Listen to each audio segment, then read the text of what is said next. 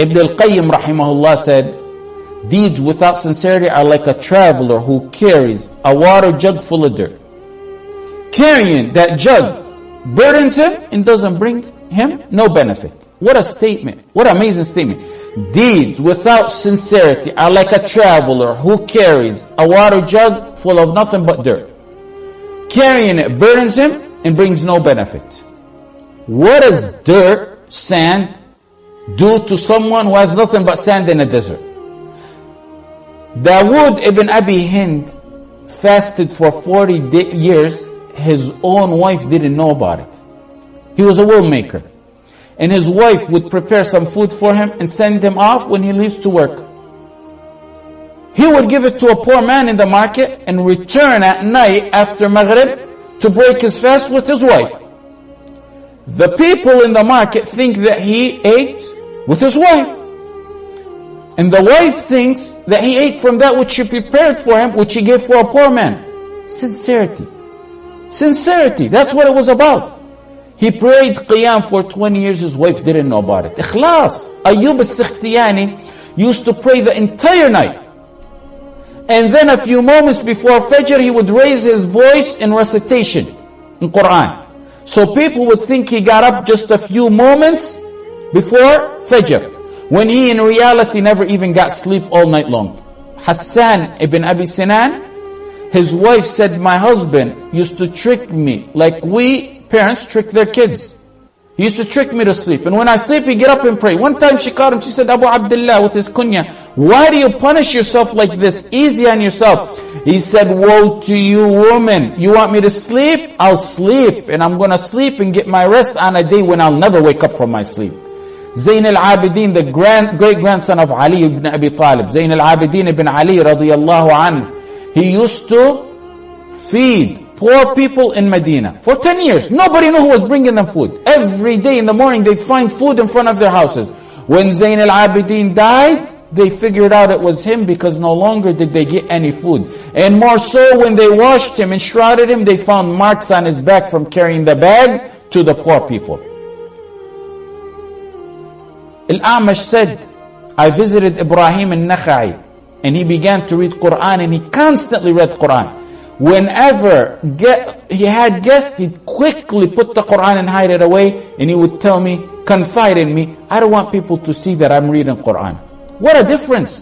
What a difference between them and those who never sweat for the sake of Allah yet bolster about it. Those who bolster about a simple little khutbah they gave, or a couple orphans they sponsored, or maybe a 5-minute talk, or just going for the Taraweeh 2-3 nights out of Ramadan. It's usually those with such deeds that they boast about that have no effectiveness or no sincerity. And it's those with secret deeds that have the effective, sincere deeds. Ibn al-Jawzi, rahimahullah, said Abdullah ibn al-Mubarak, who died 181 years after the Hijrah, he was a sincere master who feared losing sincerity of his deeds if people knew about his deeds or if they praised him. Na'im ibn Hammad said, when Ibn al-Mubarak read a hadith, he would cry like a camel or a cow when they're being sacrificed. The noise they make when they're being sacrificed. Sufyan al-Thawri said, I wished for 1 year of my life I could do the deeds that Ibn al-Mubarak, rahimahullah, did. He said, I couldn't even do 3 days worth of what Ibn al-Mubarak does. Ibn al-Mubarak, a worshipper. Abdullah ibn Mubarak, an imam in knowledge, a man who put his knowledge into action, beneficial knowledge, a mujahid. He went with the Muslim army one time to fend off the Romans, and when the armies clashed or posted up to begin the war, as was the trend back then, a man from each side would start off the fight. So a man from the Romans got up, he said, who wants to sword fence with me? Which is the one-on-one fighting with the sword. One Muslim stood up to him, fought him for a while. He was wounded and the Roman Ilj killed him. A second man, Muslim, went up to him. Same thing happened. Third man, got killed. Same thing. The fourth man fought him for some time and killed him. The people crowded around this heroic man to see who he was. Abd ibn Sulaiman said, I was among those who crowded around this hero to see who he was. he turned out to be someone who was masked. He covered his face. He didn't want nobody to know who he was. And he walked away from the crowd as if nothing happened. Abda said, I grabbed his mask, covering, and I took it off. And it was no other than Abdullah ibn Mubarak. Abdullah ibn Mubarak said, Abu Umar, the name of the kunya of the man who pulled the mask off, Abda, he said, you are among those who expose us? You are among those who expose. He considered exposing him.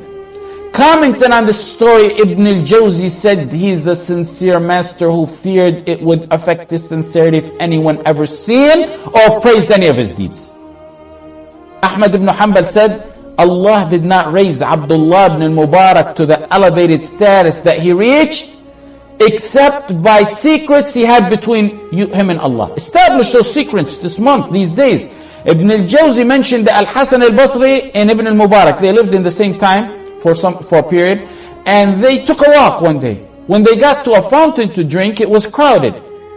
Had people known who they were and recognized them, they would have opened the way for them. But no one knew who these men were. Abdullah ibn Mubarak reached the fountain, broke through the crowd, reached the fountain, drank, and left. And then he looked at Al-Hasan al-Basri. Al-Hasan al-Basri, he looked at me and said, this is the right way to live.